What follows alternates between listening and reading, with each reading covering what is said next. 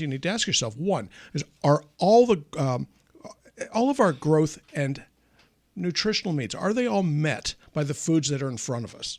Now think about that for a second. You are what you eat. Is everything still there? What do we need? Are all of our needs in time of illness met with the foods that are in front of us? And if not, why not? So you have to ask a series of questions in order to figure this thing out. And the first thing is this, is what do we need? Okay, well, do you really need to have, freeze-dried fruits and vegetables? Why should that make any difference? If the turnips, the oranges, the apples, the pears, the peaches, the beans and whatnot that are so easily available at the grocery store, why not just simply eat those? Feel a little bit better about it. Have a 10-bean soup, get them all. So why do we need it? So what do we need? Why do we need it? And what should we do? So here's where we're going to start, and we're going to start with the basics. And the basics are the sorts of things that you probably ignored when you took those health courses when you were in school. That's assuming that they even still talk about health in times when we really need to be talking about making other people feel good about themselves and not feel good because they're healthy. Starting with the basics is what this is about. And so you start with things like protein, things like essential fatty acids, that's fats and oils, things like carbohydrates and essential carbohydrates, and then you start getting into some of the weirder things known as vitamins and minerals, which are enzyme cofactors. Note that I didn't talk about antioxidants, the sorts of things that happen in those red and green pills that are so popular on television for $100 a month. So you start with the basics, and then, and only then, do you start factoring in gender, male or female, biological gender, and then you start looking at your stage of life. And that actually, when I put the business together, calling my practice Stages of Life Medical Institute, it was Stages of Life, Stages of Health. And what this was all about was reflecting and directing care based upon who you are, where you are, when you are in your life cycle, and what sorts of things may be bending your trajectory. And lastly, you factor in those things that are called familial proclivities, or illnesses that run in families, things that you have to worry about. If you have a family history of colon cancer, you need to do certain things. If you have a family history of Alzheimer's, you have to do certain other things. But it doesn't mean that everybody has to do everything, and that's where the system tends to break down. Oh. Because you go and one size does not fit everybody. So what we're going to do, because I'll give you a little bit of a heads up. We're going to be doing a series of these shows, okay, a short series. It won't be that long, so I'm not going to bore you that long. But it's going to be looking at different stages of life, differences in gender, and differences in familial proclivity. So there'll be 3, maybe 4 more shows looking at this to try to help you understand why we do what we do. It's not just simply everybody needs this multivitamin and mineral because that is the way I say it should be, or everybody should take this, that, or the other. Now, in all fairness, there are certain things that in terms of statistics make all the sense in the world to do that. Something like vitamin D3. 40% of the population is D3 deficient. So don't you think that it would be easiest to go ahead and start people on D3? If you're in that 60% that's not D deficient, does it do you any damage? The answer is no. So it actually costs more to test for vitamin D than it does to treat it. So why in the world would you not take a $6 a month pill? It makes no sense at all.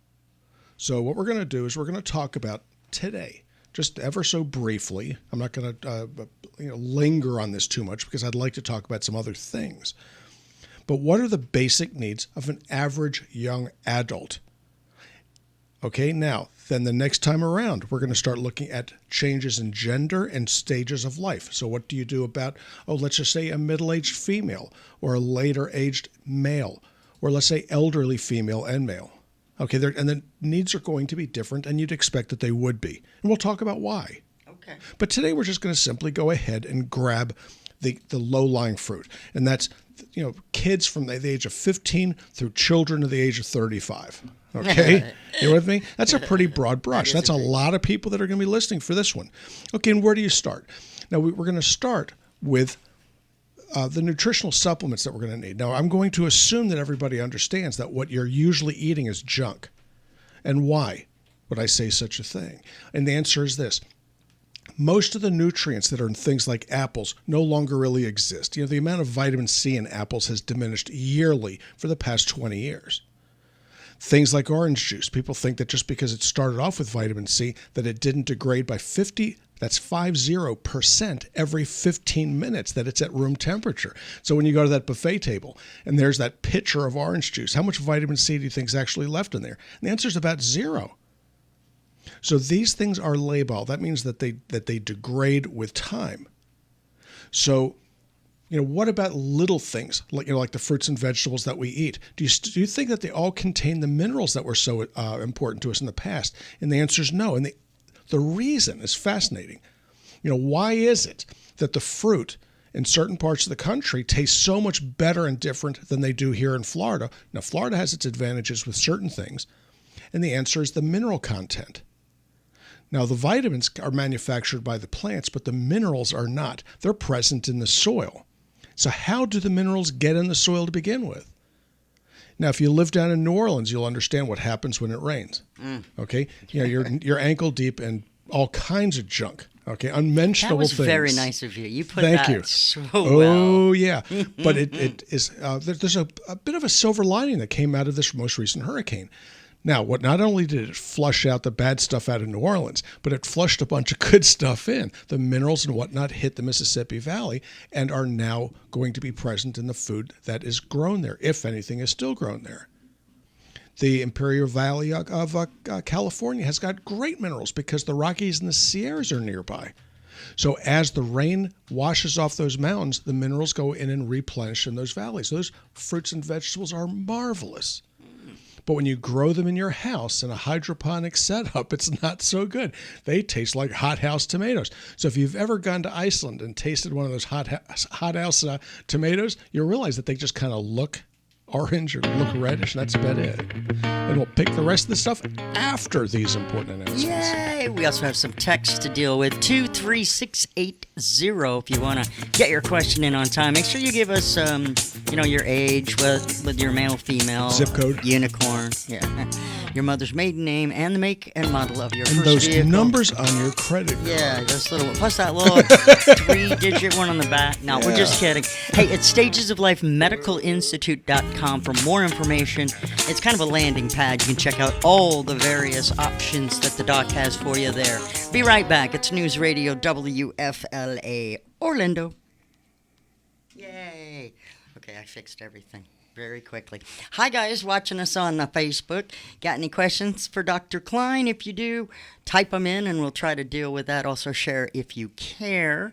We have a question on the radio from a 71-year-old with osteopenia. Oh, okay. Well, we're gonna deal with the osteopenia question on the air because that's going to be really of interest to a bunch of different people. But just to prep you for this, osteopenia just simply means that the bone is melting away, but it's not severe enough, mind you, to be called osteoporosis. It's the same disease. It's just not as severe as it could be. Who decides what it is? A radiologist. Okay, so ask me how many patients does a radiologist actually see, and the answer is none. They see films. So it's an arbitrary numerical description, and that's pretty much the way it is. Okay. And so this is a female, and she's also mentioned her estradiol level. And this is important. Now, there's an individual that listens to our show, came down with some data and wants to know what to do. Good. So, and we're going to talk about it. So osteopenia is coming right up. Let's see. What are we looking at there? National.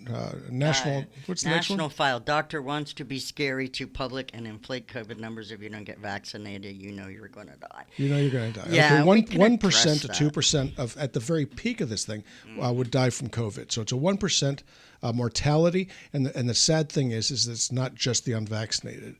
So you do need to do a few things. One of which is you need to be careful. Second thing is there are certain nutraceuticals you should be taking, and we can talk about during the next Facebook. We will. I'll grab it for you. Most definitely, we'll do that. That's an important topic.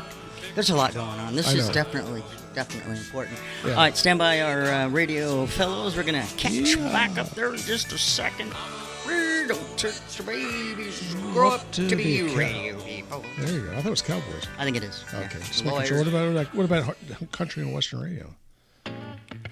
No, I was in country and western radio for all of 6 months Is that right? Yeah. I played country and western music as a Oh, musician. I'm sorry. Welcome better. back. Stages of Life Radio. And it's so much better. The doctor is not a musician now, but rather a doctor. Dr. Klein. Dr. David S. Klein. On the keyboards. Yes, he is. He'll be playing from the short sticks over there. Here we go in the weeds. So before we took to the break, we were talking about nutraceuticals, why you need them, the whole supplements and things, why our body doesn't do what it's supposed to do. Okay. So yeah, it's all you. And so I'm going to blow through this fairly quickly because we have more. Actually, I don't know if it's more important. This is pretty darn important. Yeah. So what do these nutritional supplements do? And they do little or nothing if your body isn't missing these things. That's the first thing. They don't make you do anything. Taking more iron doesn't make you stronger, in spite of what Popeye used to say. It didn't make any difference. If you're iron deficient and you start feeling weak, you take iron, and wouldn't you know, you will strengthen up a bit, but it doesn't make you do anything. Vitamin C doesn't make you do anything. These are enzyme cofactors. These are necessary for the body to do certain day-to-day functions, housekeeping functions, maintaining certain proteins. And when they're not there is when you get sick. If you get too much, sometimes you can get sick. Too much iron, hemosiderosis, it's a big problem. Hemochromatosis is worse. And things like too much copper, you can end up with Wilson's disease. You end up with many, many different types of issues by taking too much. Too much vitamin A, it can lead to brain damage. Too much vitamin E can lead to osteoporosis. Too much vitamin C just ends up in the commode. So sometimes it's important for you to know what you're doing, and other times it's even more important for you to know what you're doing. Right. And your doctor, oddly enough, should be the person to help you through this. Now, I learned a little lesson with my wife this past week, and so she went in for her routine gynecology appointment. I won't say TMI? I won't say with which doctor or with which hospital system this person was affiliated, but she was asked one question: "Is there anything wrong with you?" Okay, now how many times do you go into a doctor's office and if asked that question, you wouldn't say, "Well, I guess I feel okay," and then never hear another word, not another question? Okay, now her weight was taken, her temperature, but not her blood pressure, not her pulse, vital signs. They used to call these. They did not get a medication history, didn't get an allergy history, didn't get a family history. Just simply went in there, didn't get a pap smear, okay, because she didn't need it apparently, all right, and left. The interesting thing was she was home within 40 minutes of when that appointment was made or when she showed up for it. Okay, in my world, we may not even see you for 40 minutes because we're doing paperwork and doing all the stuff that needs to be done to actually document all of the above questions. So this wouldn't be the place you'd likely find these sorts of answers. So back in the day, your family doc, okay, would have been the person to ask. I'm not so sure that that's going to happen these days. So you'd better do this yourself. It's a do-it-yourself world these days. And I'm really kind of ashamed of it. When I heard this, I couldn't believe it. It was like, you have got to be kidding me. She wasn't asked about the medication she's taking, which include hormone replacement. None of that. She wasn't asked about the osteoporosis that's been a problem or any of the other issues that happen to women. It's like, oh, okay, well, here you go. That's we'll set you up for it was insane. I was so just disgusted by it that in any event, I shouldn't even discuss it further because I'll probably take a beating when I get home. So you're going to have to do this yourself. So why do you need these vitamins and minerals? And if you're told by whoever pretends to be your doctor out there, oh, it's all in your food, just keep walking. Okay, because there's somebody that hasn't opened their eyes or never had their eyes open because the food is deficient in these things and has been for at least 50 years. So these enzyme cofactors are necessary in order for you to remain healthy. So there are many of these little ditties, if you want to read about them in the do-it-yourself manuals. Well, you can take folic acid because it'll lower your blood pressure. No, lack of folic acid leads to hypertension. So when you treat the underlying deficiency, things go back to normal. Vanadium and chromium deficiency. Okay, when you develop these things, you develop insulin resistance syndrome. So you take that chromium and vanadium, it fixed my diabetes. No, it didn't fix anything. What it did was lowered your sugar by handling the underlying issue at hand. Now, that being said, there's a lot of garbage out there also.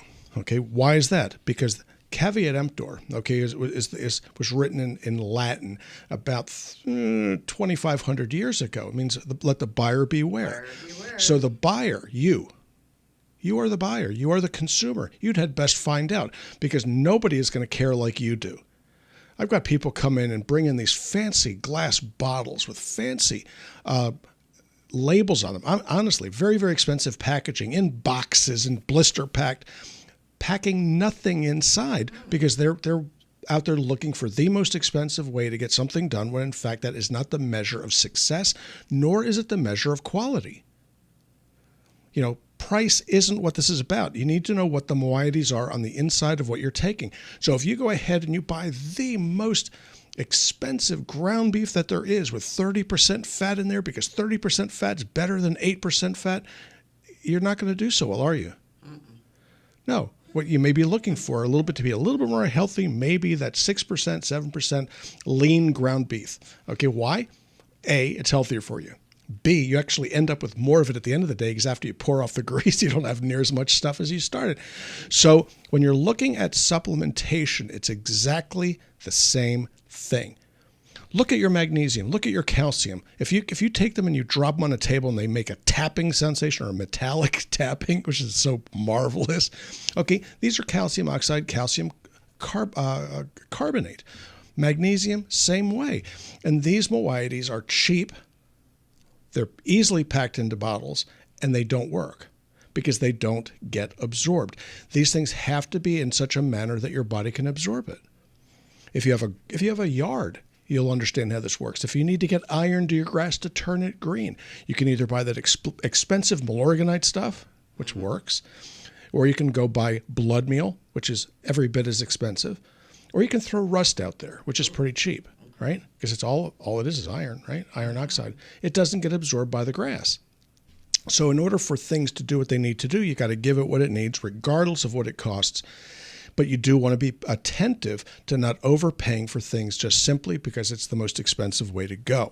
Okay, that makes good sense. I hope so. Okay, so what are we going to look at? Okay, right now we're going to look at what happens when you don't pay attention to it. So the 3 products I was going to suggest that you look up was Down to Basics.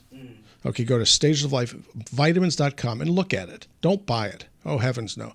Look at it, okay, and see what's on the ingredients list, okay, and educate yourself on the ingredients. Second thing is look up Heart and Soul, which is a fish oil, and by no means are you to buy it, okay? Look at what's in it and understand how this stuff works, because that's pretty much the basic right there for the average young adult. Okay, the 2 products there happen to be very, very high quality and a good value, about $40 a month delivered. However, you need to know what you're doing, because the temptation is always to go out there and buy some junk, okay, that may have a fancier label on it and not have the right stuff on the inside. Or to look at it and say, well, I don't want to take 4 capsules of that, and then not take enough to begin with. So look at it. So we're going to talk about a 71-year-old. Let's bring that text back up there if you can. Sure will. Okay, so we have a call in, okay, a text in really, from a 71-year-old female with osteopenia and an estradiol level of 10, and she's asking what she should be doing. Okay. Well, let's start off with congratulating you. Okay, number 1, making it to 71. Okay, so hats off to you. Okay, that's not a bad way to go. The fact that you have any estrogen at all at 71 is remarkable. The osteopenia, though, speaks volumes. So osteopenia means that you don't have enough bone matrix set down. Okay, when you do an x-ray, you're looking mostly at the calcium phosphorus matrix, calcium for the most part. And so the denser the bone, generally the more calcium that's present. So what they'll do is they'll tell you, well, gee, you're deficient in X percent of your calcium, but it's not bad enough to call it osteoporosis. That's yet to come. What does it take? Now, this lady already knows this. Okay? Otherwise, she wouldn't have prefaced the question with an estradiol level of 10. So in order for your bone to maintain its density, this is men and women, you have to have enough estradiol, enough vitamin D, enough vitamin K2, and some oddball thing called strontium. Now, mind you, I did not talk about calcium. Why not? If a teenager can grow, okay, with eating garbage, very, very little highly nutritious food, and yet still lay down bone, it should be obvious to about anybody that calcium is not the rate-limiting step. But as we get older, our gastrointestinal tract becomes efficient in extraction of nutrients, so you need to take a little bit more. So the RDA on calcium, the recommended daily allowance for a 21-year-old, needs to be doubled for somebody that's 60 or 70. That's something else that they don't teach in medical school, but it's the way that it goes. If you have a less efficient gastrointestinal tract, you have to throw more down the hatch. So the first thing I would do for this young lady at 71 years of age, I would increase her estradiol to the 30 to 50 picogram level. And the reason you do that is you need to bump up the estrogen to about 1/3, between 1/4 and 1/3 of what it may have been on average when she was 40 years of age. So it sounds like a high level, but it really isn't. Men can get by with 30, 25 to 30. And then to deal with the immediate need for the osteopenia, I would be giving you vitamin K2. The dosage there is 180 micrograms or more, typically not much more than 200 micrograms per day. Vitamin D3, 5,000 IUs per day, and that's taken in a fish oil or olive oil environment. You have to have oil with it, otherwise it won't absorb. And then so you got your vitamin D, you got your vitamin K2, and then strontium citrate. And in your age group, it would be at the 200 milligram strontium dosage times 3. Now, that's not the 650 gram strontium citrate capsules. You'd have to take 3 of those. Okay. So that would be the start. There you go. That's the start. And we're halfway through the show. We're going to check the news at the bottom of the hour, Dr. Dave. Yes, sir. And yeah, traffic, weather, all that happy stuff. Then we'll be back with more information, your questions as well. And I've got a little something I want to share with you that maybe you can tell me why or why not. But right now, commercials, news. We'll be right back. I think. All right. Save. Everything is just going here. Everything's running perfectly. It's shocking. It really is. It's really shocking. Yeah, something's going to mess up here. Yeah, I've been trying to fix that already.